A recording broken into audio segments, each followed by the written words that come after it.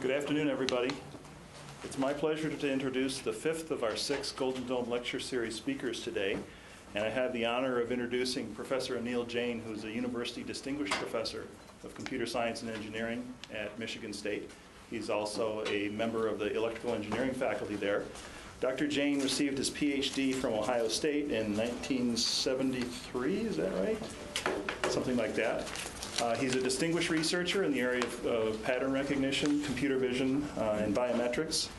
If you look up his curriculum vitae online, you'll quickly come across some rather impressive numbers: 597 papers, 88,000 citations, an H-index of 133, which in computer science is second to Herbert Simon, 36 PhD students advised in his career, 18 of those since the year 2000. I happen to be one of them and am certainly better for the experience. He's the author of 13 books, 6 patents, and fellow of the IAPR, the IEEE, the ACM, the SPIE, and the American Academy for the Advancement of Sciences. So without further ado, I'm pleased to introduce Professor Jain to speak about large-scale data clustering.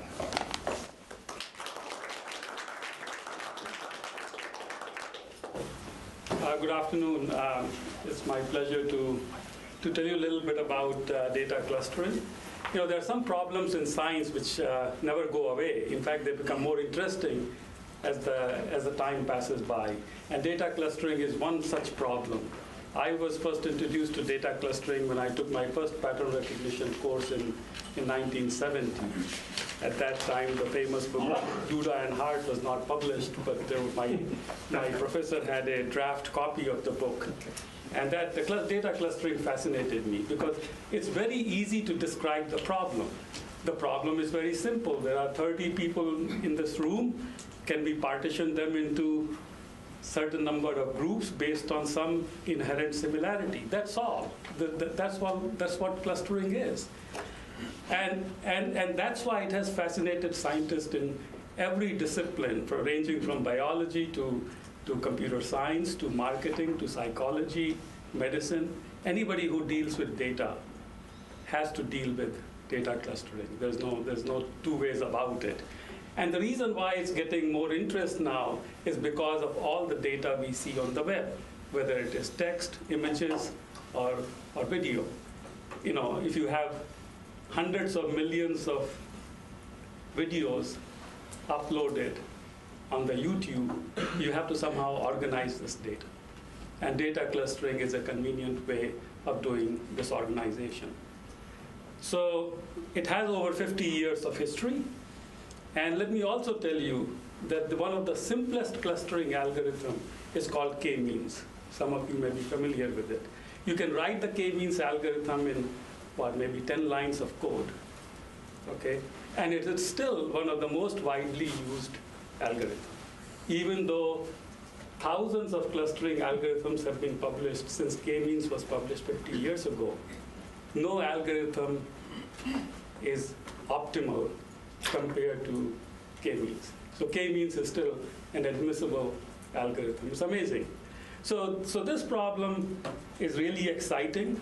And now that I changed the title of my talk from large data to big data because everybody is talking about big data now. Okay.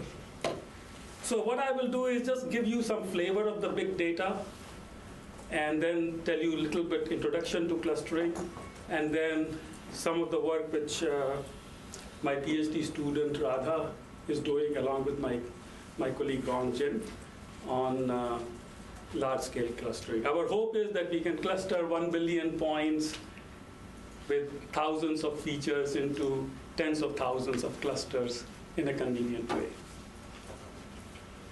So this is just the outline. And the research which we are doing is basically an approximation to the kernel k-means algorithm. So here is some statistics about the big data. How big is big data? It's a moving target, right? I mean, 40 years ago when I started doing clustering, 100 points were a large number of points because there were no, everything was done through punch cards. So if you could cluster, apply k-means to 100 data points, that was a big thing, right? But now, we are going from kilobytes to megabytes, and now we are up to zettabytes. 10 to the power 21. So now in 2011, over 1.8 zettabytes of data was created, and it is estimated by 2015 it will be 8 zettabytes. And there was some researcher at IBM who sort of introduced the nature of the big data. It's not just the volume of the data, it's also the velocity, so that means there's a temporal aspect to it, and there's a variety that is heterogeneous data. It's not all numbers. It's a combination of different things. So heterogeneous data is also a big thing. You may have heard of structured data versus unstructured data. So here is again some statistics on the information which is on the web. So in Facebook, I'm sure this number has exceeded 900 million to billion now. 2.5 billion content items, 105 terabytes of data each half hour, 300 million photos and 4 million videos posted per day. And a lot of it has to do with the mobile phones or smartphones, right? I mean, there's an interesting statistic that by the end of 2012, there'll be as many mobile phones as the population of the world, which is about 7 billion. Over 225 million users generating over 800 tweets per second on the Twitter. So it's just mind-boggling the amount of data which is being generated. Here are some other statistics from Google, Flickr, 4.5 million photos uploaded every day. YouTube, 48 hours of video uploaded per minute, more than 1 trillion video views. So the idea is with all this data, you need to extract some information from it so that you can better utilize this vast amount of data.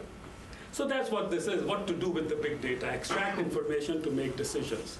So even companies like Walmart and all these consumer retail companies have opened up machine learning labs in the Silicon Valley, because Walmart is collecting all kinds of data as we shop there. The question is, can we categorize the users, user behavior, things like that.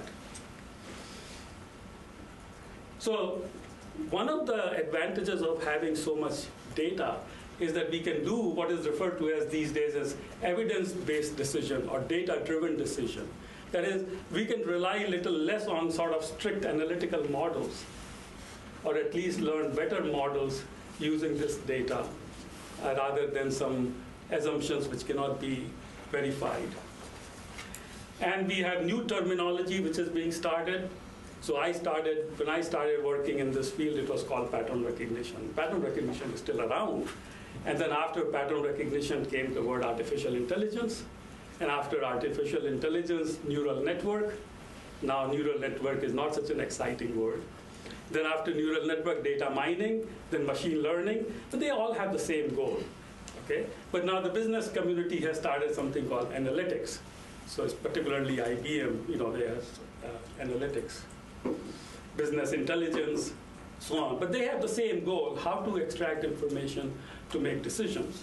And you may have heard of the IBM Watson machine, which is the famous for the Jeopardy champion. And now IBM has formed a separate business unit called Watson, just to capitalize on the architecture of the Watson, not its capability in terms of playing the game, to solve problems in healthcare, finance, drug design, which encounters big data. So now let me say a little bit about decision making. There are two important things when we do the decision making. And this is probably, if you have taken a course in data mining, machine learning, pattern recognition, one of the important things is data representation. How do we represent objects in terms of either features, that is a vector of attributes, or in terms of pairwise similarity between the objects. And this is one of the first challenging problems in analyzing any large data set. The second problem is learning. And there are two types of learning problems of interest. Classification, which is referred to as labeled data. So you have pre-specified number of classes, and the goal is to learn a decision rule so that given an unknown object, we can assign it to one of the two classes. But what we are interested in is clustering. Because in any large data problem, nobody will sit down and label billions of data items. So the data which is available on the web, images you're posting, video you're posting, news items you're posting, is unlabeled data. And this is where clustering comes in useful. So in machine learning, classification is also called supervised learning, and clustering is referred to as unsupervised learning. And there is something in between called semi-supervised learning, where you can say, well, I want to do clustering of objects. Objects are not labeled, but I'm willing to give you some pairwise constraints, that these two objects should be in the same cluster, and these two objects should be in different clusters. So most big data problems have objects which are unlabeled. So there are two kinds of representation. One is referred to as pattern matrix, which is n objects, each object represented by d features. So it's an n by d matrix. So in most of the computer vision types of application, we have data in this form. Objects can be represented in terms of RGB channels. But the more popular representation nowadays is the similarity matrix. In fact, in the early days of research, in all marketing studies, people did the consumer survey and said, well, what do you think about these two brands of item? Are they similar on a scale of 0 to 9 or dissimilar? So we can have a similarity matrix, and often the objects, pairwise object similarity is defined in terms of a kernel. Right? And in this case, I'm giving you an example of a polynomial kernel. So if the feature vector of object is x and another object is y, we define the similarity in terms of x transpose y plus 1 to the power 4. How you choose the kernel is a trick. I cannot tell you how to choose a kernel for a given particular problem. This is basically defining the pairwise similarity between the objects. So in this case, the similarity matrix is n by n, where n is the number of objects. So you have n rows and n columns, which define the pairwise similarity.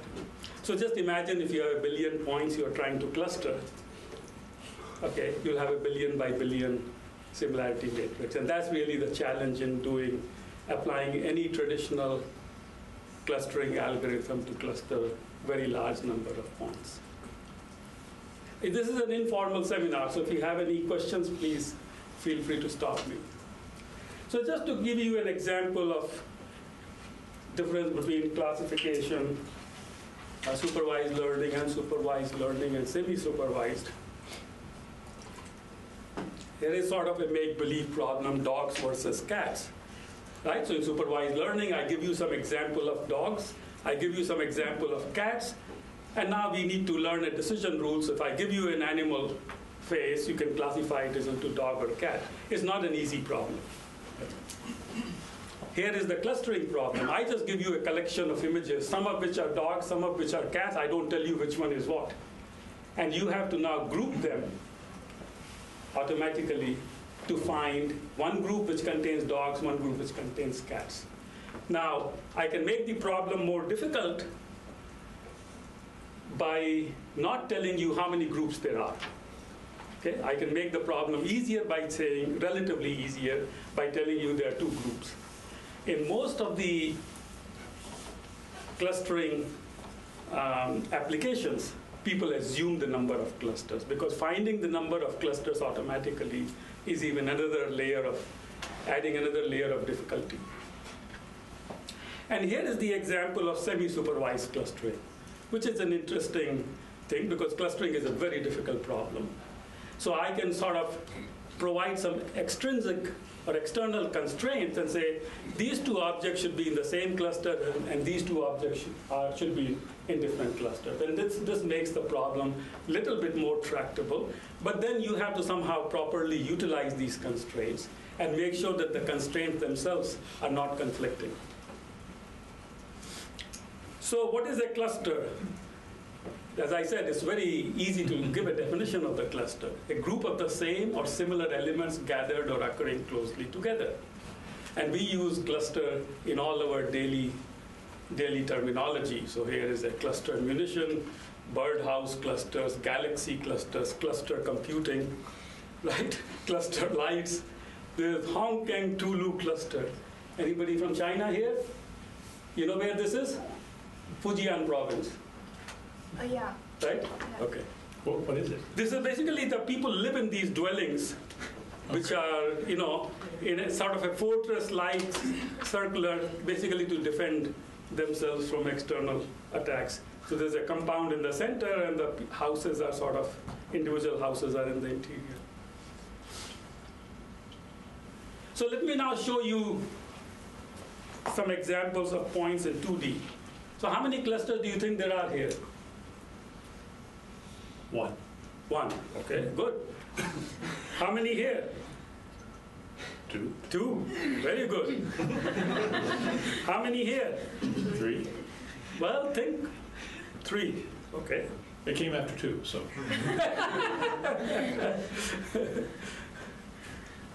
How about here? Two. Two. Huh? Cool. If you use the human gestalt, right, it will say there are two, right? Because of the continuity and smoothness and proximity, right? What about here? You could argue two or three. Two or four. So this is where you can define cluster at the gross level or at the finer level, and this is where the rule, as we will describe later, hierarchical clustering comes in. At one level, there are two clusters, one here. But then if you look closely here, there's one cluster here, there's one cluster here, and there's one cluster here and one cluster here. Actually, this data was generated from a mixture of 4 multivariate, bivariate Gaussian in this particular case. So the challenge is, can we design an algorithm which will find clusters in all these data automatically? And you would think that after 50 years, this problem would be solved. Unfortunately not, because we don't know how to automatically determine the similarity among pair of points. If you can properly choose the similarity, no problem. But determining the similarity automatically is the challenge. So the challenges are, what should be the measure of similarity to determine whether 2 points are similar and should be placed in a cluster? How many clusters there are in the data?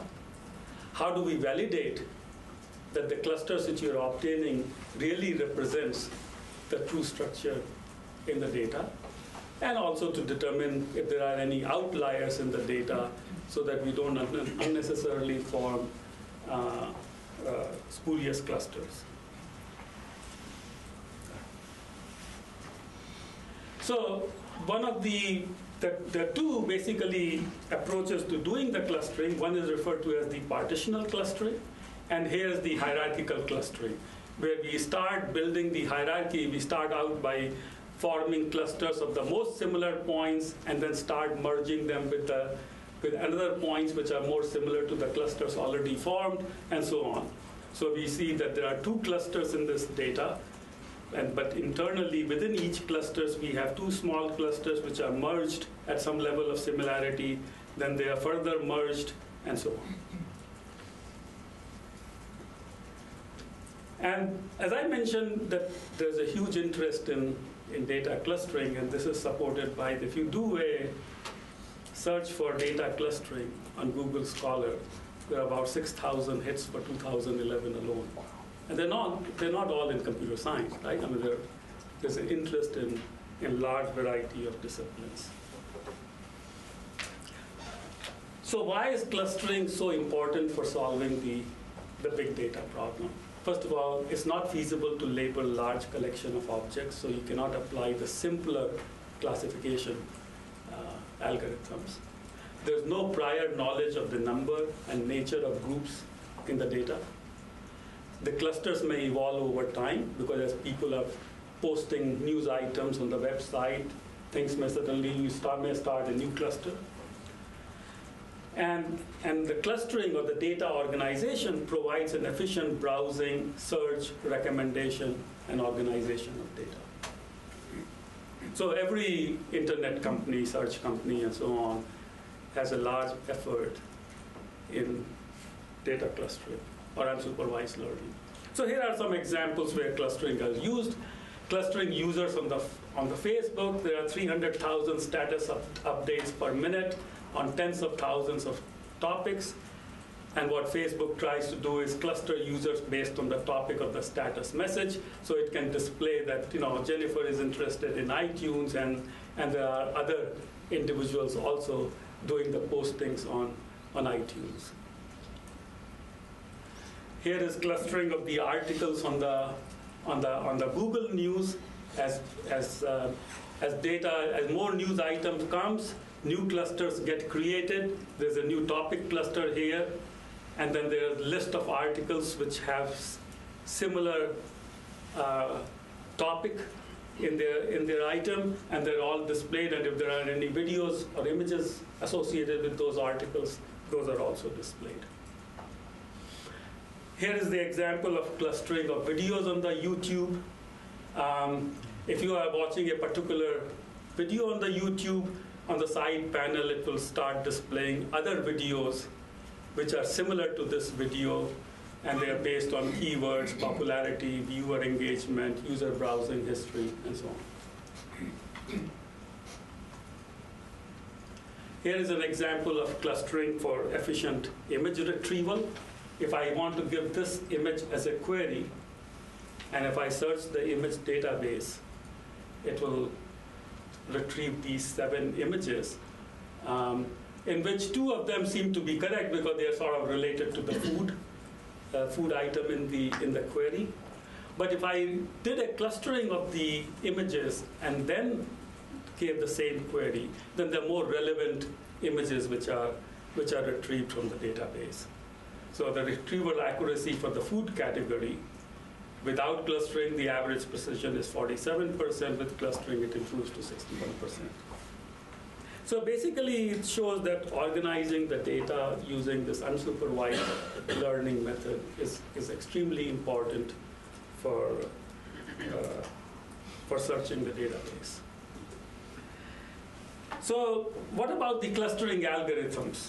I should say instead of hundreds, thousands of clustering algorithms are available, and even now, new algorithms are being published. But if you look carefully at these algorithms, they're not very different from the articles which have already been published. So many of these algorithms are admissible, but no algorithm is optimal. What does that mean? I mean, this comes from the decision theory that a rule is admissible, a decision rule is admissible if there is no other decision rule which always outperforms it. Okay. So that means the simplest algorithm k-means, which I'll show you in a minute, there exist databases for which k-means will do better than spectral clustering or any of your other clustering algorithms. So k-means was discovered in early 1950s, and it was independently discovered by 3 or 4 different research groups. Then there's a Gaussian mixture model. So this comes under the category of model fitting approaches. K-means is essentially a heuristic approach. And in some sense, we can see k-means as a special instance of the Gaussian mixture model. Then there's a kernel k-means, spectral clustering, and these two are sort of both kernel-based, so they essentially give similar results. Nearest neighbor algorithm clustering based on nearest neighbor, latent Dirichlet allocation. So I will simply talk about the first 3 or 4 approaches. So here is the k-means algorithm. I'm just showing an animation of it. In this case, we want to find 3 clusters, so we start out with 3 cluster centers as seed points, assign the points to the closest cluster center, recompute the cluster center, and just iterate it. That's all. And this algorithm typically converges in a few iterations, extremely fast. It's the fastest algorithm. You can run it many times with different initializations and with different number of clusters. But what is the disadvantage of this algorithm? The disadvantage is it prefers compact and isolated clusters, because the measure of similarity it uses between a point and the cluster center is based on the Euclidean distance. And the loci of points with the same constant Euclidean distance is a circle or a sphere. So basically, it prefers to find clusters which are of similar size, compact, and isolated. So if I give this data as input to a k-means algorithm and say find two clusters, it will split it like this. Red points will be put in one cluster and the blue points will be put in a different cluster. So basically k-means prefers to find linearly separated clusters and does not work very well in when the clusters have sort of non-linear separation. That's why the kernel method comes in useful, similar to kernel-based methods for classification, or SVM. The other thing which I should try to emphasize, not just for the k-means, but for any clustering algorithm, and this doesn't receive much attention in the literature, is that if I take a randomly generated data, in this case uniform in 2 dimensions, and I apply k-means to it, and ask k-means to find 3 clusters, it will find 3 clusters. Okay? So at some point, we should have some method of validating if the output of the clustering algorithm is really meaningful or not. And same thing about the number of clusters. So here, for the same data, I apply k-means with k equals to 2, k equals to 3, k equals to 4, k equals to 5. At some point, either the user who has knowledge of the data is trying to form a hypothesis about the data, validates it, or we have some quantitative measure of validation. Unfortunately, for large amount of data in high dimension, it's very difficult to come up with a quantitative measure. So the user, the domain expert, has to determine whether these clusters make sense or not. So here is the fitting a Gaussian mixture model to the data. And this is a pretty powerful method if you know that in this case, mixture of Gaussian is appropriate for the data.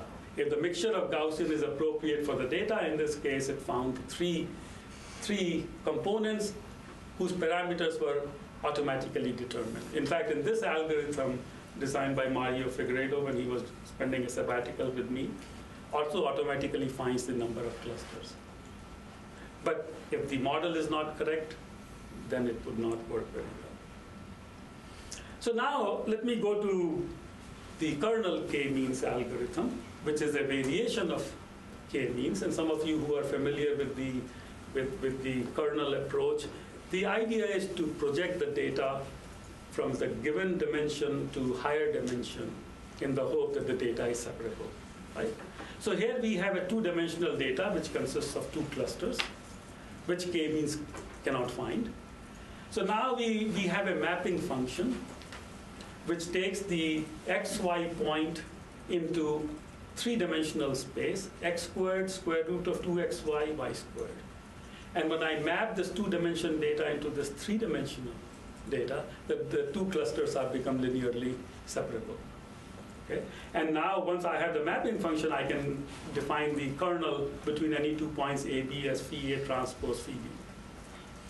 So this is a particular instance of a kernel which is polynomial kernel. Although the most common kernel is the radial basis function RBF kernel, and which kernel is most appropriate, that's a design parameter, and how to choose the parameter of the kernel. So RBF kernel has a sigma squared as one of the parameters. How to find the parameter, that itself can only be done through cross-validation or other means. What about the spectral clustering? The same thing. Represent the data using the top k eigenvectors of the kernel matrix, where k is the number of clusters. So in this case, I can take the kernel matrix of this data using RBF kernel, find the 2 topmost eigenvectors. This is first eigenvector, second eigenvector, and now this data can be easily clustered into 2 clusters. So the representation is the key here. And we are using the kernel matrix as a method for representation to make the clustering task easier. So here are some comparison between k-means versus kernel k-means. Later I will show you some examples with real data here. So these are the 2 data sets for which the k-means does not work. So when I show the points without any color, that means this is completely unlabeled data. After I apply k-means, the 2 clusters which it found, it put the red points into one cluster and blue points into the second cluster. Same thing this one. So it's not finding the correct clusters. The k-means is not finding the correct number of correct clusters.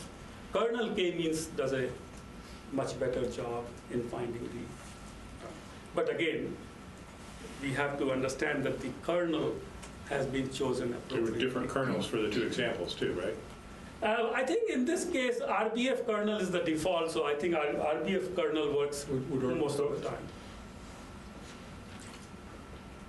But the choice of the kernel is critical, and the parameter of the kernel itself also. So while kernel k-means is good in finding variety of clusters, the disadvantage of kernel k-means is that it is quite expensive.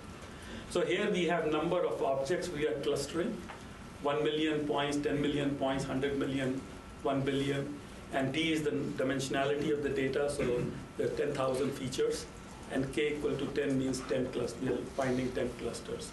So here is sort of the complete number of operations.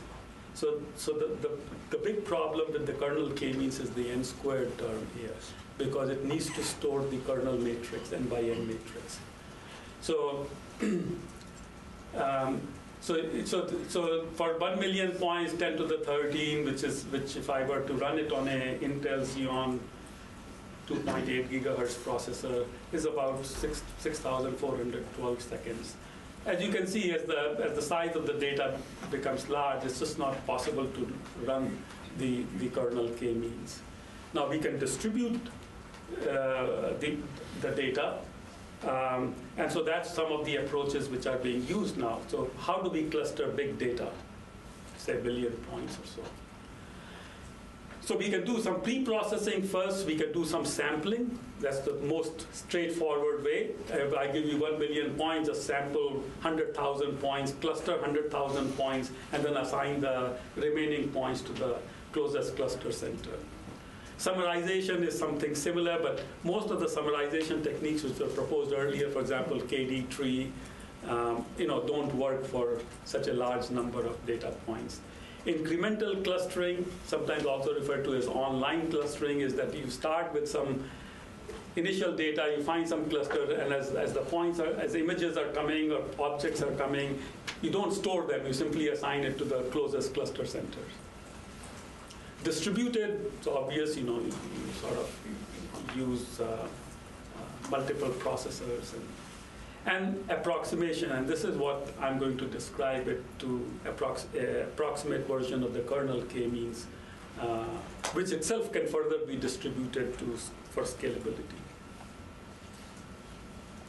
So here is just to show the distributed clustering on a cluster of 8 processors. So running time for k-means, obviously as the number of processor increases, it goes down. But then after a while, the communication cost among the processors starts adding up, and so it saturates. Same thing with kernel k-means. It goes down, and then after a while, it goes up. So there's a speed up, and speed up is never really linear to the number of processors. So now I'm going to describe the approximate kernel k-means, and if you want to know the details, it's available in the KDD paper. So there's a trade-off between the clustering accuracy and running time. So we are given these endpoints in d-dimensional space, which we want to cluster. What we do is we randomly sample m points from it, and we compute 2 kernel similarity matrix. One is m by m between the m sample points, and one between the sample points and all the points in the data. So the main thing in this approximation is that we avoid computing the n by n kernel matrix, which is really what takes the storage time and the computation time.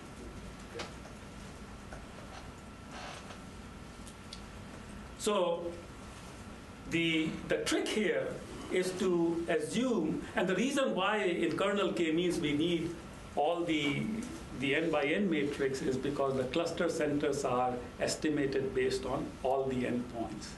And what we are going to assume now, that the cluster centers can be approximated in terms of the m points which we are sampling, some weighted combination of these m points in the kernel space, and which is equivalent to running the k-means on a data set whose similarity matrix is KB, K inverse KB transpose, where I already described you what KB and K are.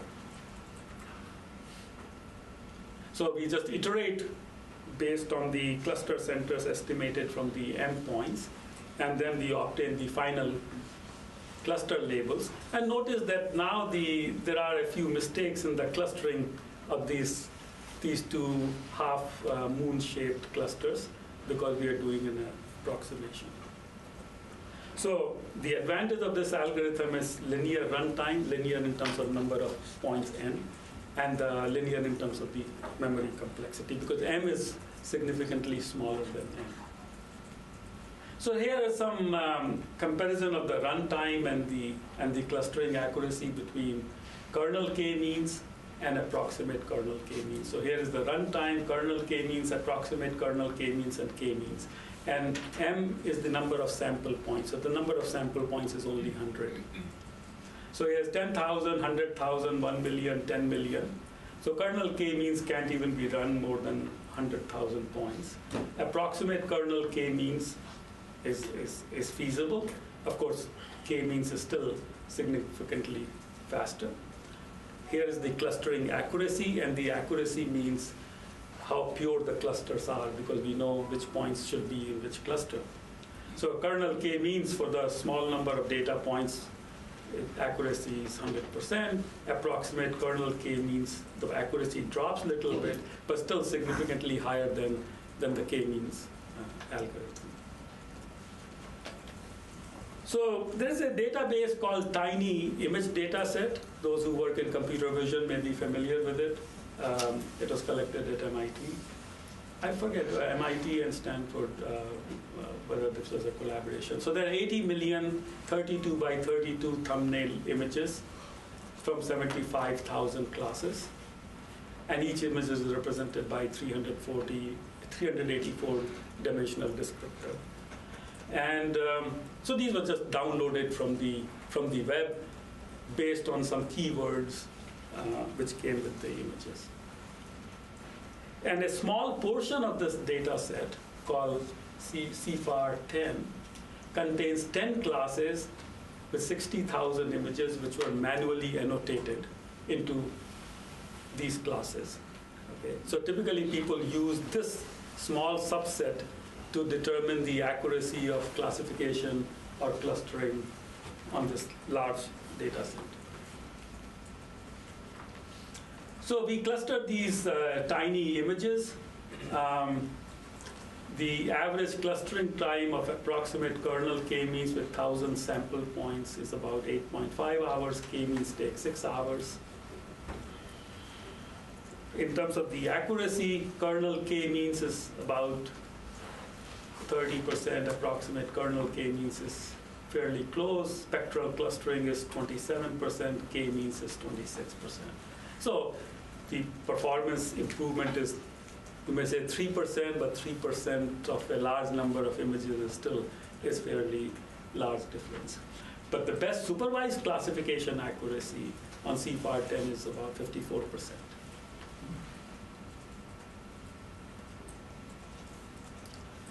So we can also now distribute the approximate kernel k-means for better scalability and faster clustering. So the two main challenges in doing clustering for a large number of points, one is finding the closest cluster center. So you can put all the cluster centers in all the processors, and then distribute the points and find the closest cluster center. So we again do randomly sample m points, and then split the remaining n minus m randomly points into p partitions, and assign partition pt to task t. And then run approximate kernel k-means in each task t and find the cluster centers. And then assign each point in task S to the closest center from task t.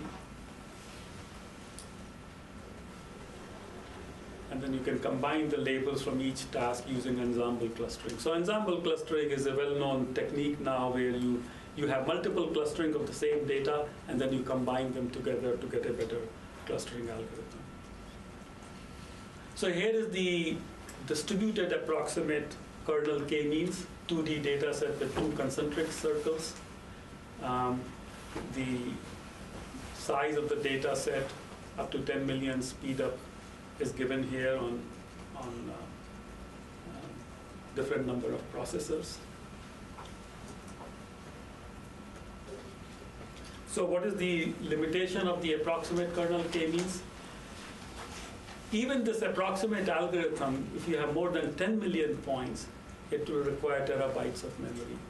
So we need to do something even further. So the next thing we can do is sample and cluster algorithm. And then you sample S points from the data, run approximate kernel k-means on the S points, and then assign the remaining points to the nearest cluster center.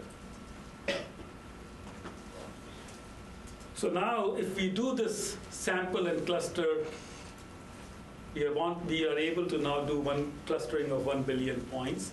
So we take sample 1 million points, and M is 100, which is the sampling for the kernel k-means algorithm. So we don't have to compute the 1 million by 1 million kernel matrix. So now we can compare the running time of k-means and this sample and cluster distributed on 8 cores. So it's 53 minutes for k-means, 1.2 hours for the sample and cluster, and then 45 minutes for the distributed SNC. And the average clustering accuracy, so k-means remains at 50% because it randomly splits the data, and it's 85% for the SNC.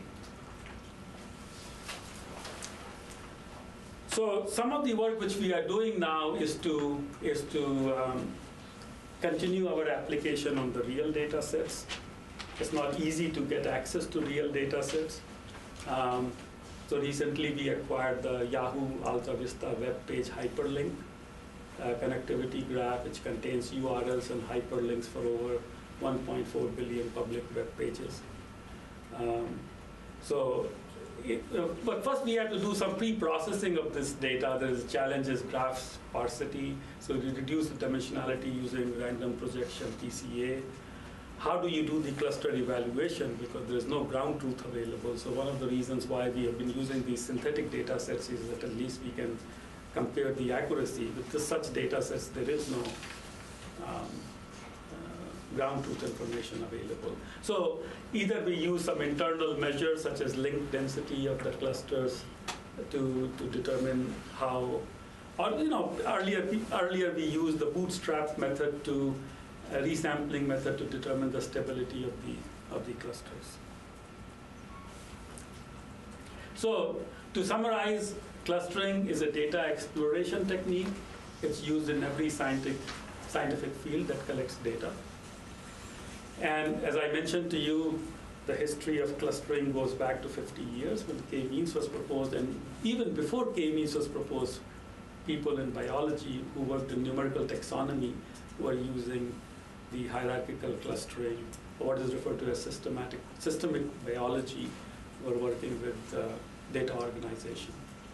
The choice of clustering algorithm and its parameters is data dependent, but as I mentioned to you, k-means is still one of the most widely used algorithms, and now kernel k-means is being used to find nonlinear clusters. Clustering is essential to solve the big data problem. Approximate kernel k-means provides good trade-off between scalability and clustering accuracy. And so the challenges will be to continue to handle the scalability issue because the data size will continue to grow. The other challenge is very large number of clusters, because when you have hundreds of millions of users whose data you have available, you're not interested in just 5 or 10 clusters. The number of clusters itself could be tens of thousands or 100,000 clusters. And nobody has really done clustering involving hundreds of thousands of clusters. Heterogeneous data, how do we define the similarity or kernel when you have heterogeneous data? Streaming data, and finally, the validity problem. Okay, so with that, I will stop, and I'll be happy to answer any questions which you may have about data clustering. Thank you very much. Any questions for Professor Jain?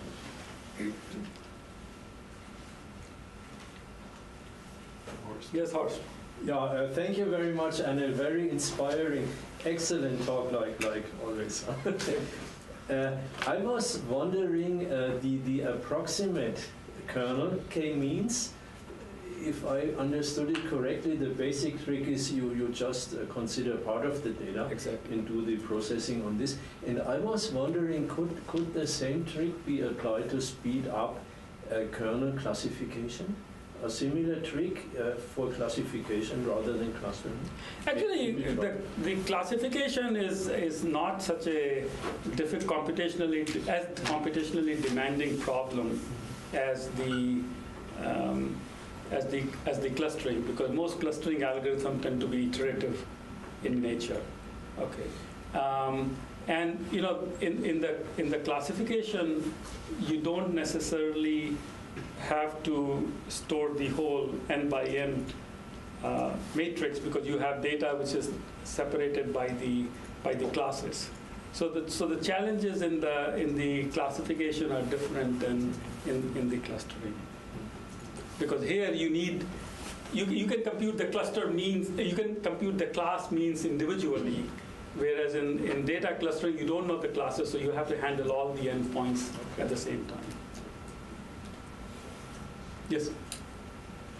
Is there any way of knowing ahead of time if the data set needs k-means or kernel k-means? No. Do people even talk about what is a quick and cheap test to... The quick and cheap test is k-means. How do you know if it's failed? Well, so that's where the domain expertise comes in useful, right? After all, the purpose of clustering is to organize the data, and that organization will be used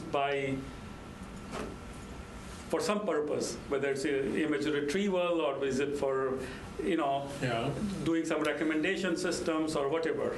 But if you have to do the k-means and look at it and decide that it's failed, is it really fair to call it unsupervised anymore?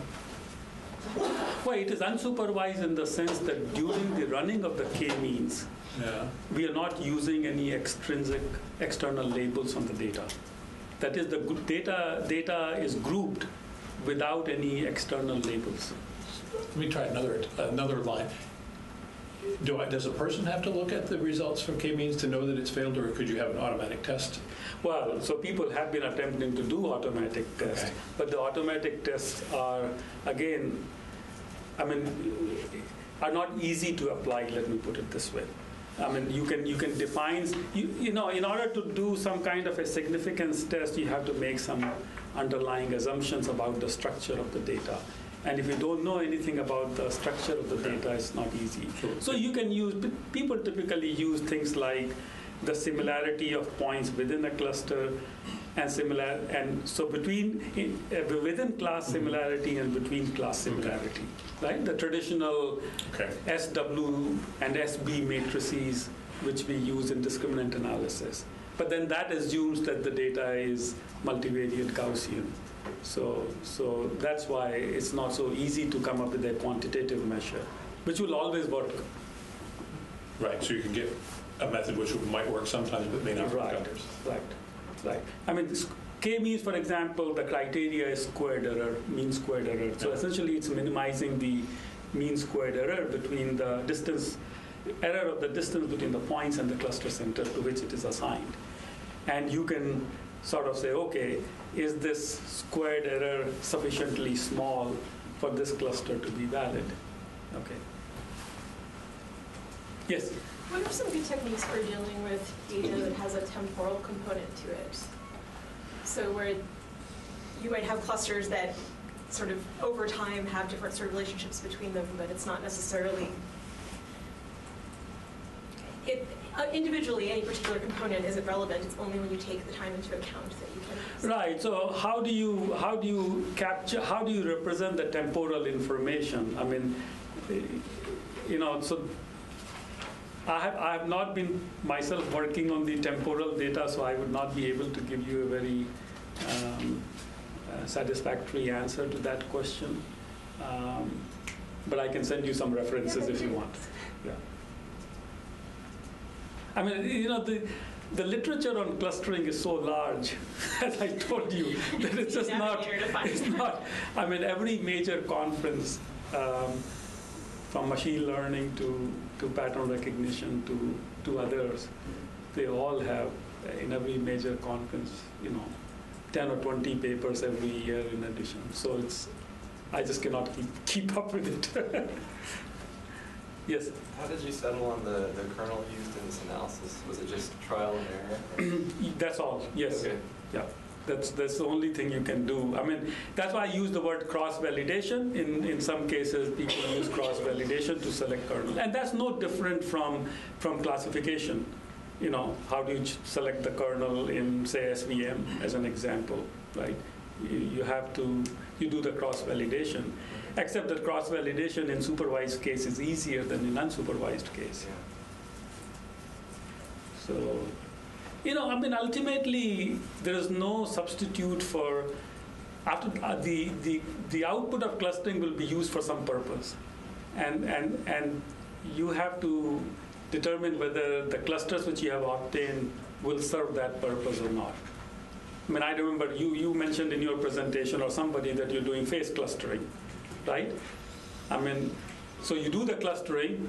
I mean, then how are you going to verify whether this is good or not? So if you put all the males into one cluster, all the females into one cluster, you'll be very happy, right? So you have to use it in some external extrinsic purposes. Now, sometimes the same data, depending on the representation, could be clustered in different ways, and each clustering could be correct, right? So instead of putting the clustering into males versus females, suppose it put them into young people versus old people. That's correct, but the representation you used was different, right? So that's why the ultimate way to determine whether the clustering is good or not is by looking at whether your objective for doing the grouping has been met. Yes? Has there been much work on distributing hierarchical clustering? Seems like it'd be more difficult than k-means to do a distributed method. Yes, so I think the hierarchical clustering is not. Hierarchical clustering originated primarily from numerical taxonomy, where the natural organisms or species have some hierarchical structure. Okay, and the biggest advantage of hierarchical clustering is that you can observe the hierarchy in the form of a tree, which is called the dendrogram. Okay, if you cannot observe the hierarchy, then it's not so useful. Right. So that's why in all these big data applications I'm talking about, it's essentially a partitional type of clustering which is more useful than hierarchical.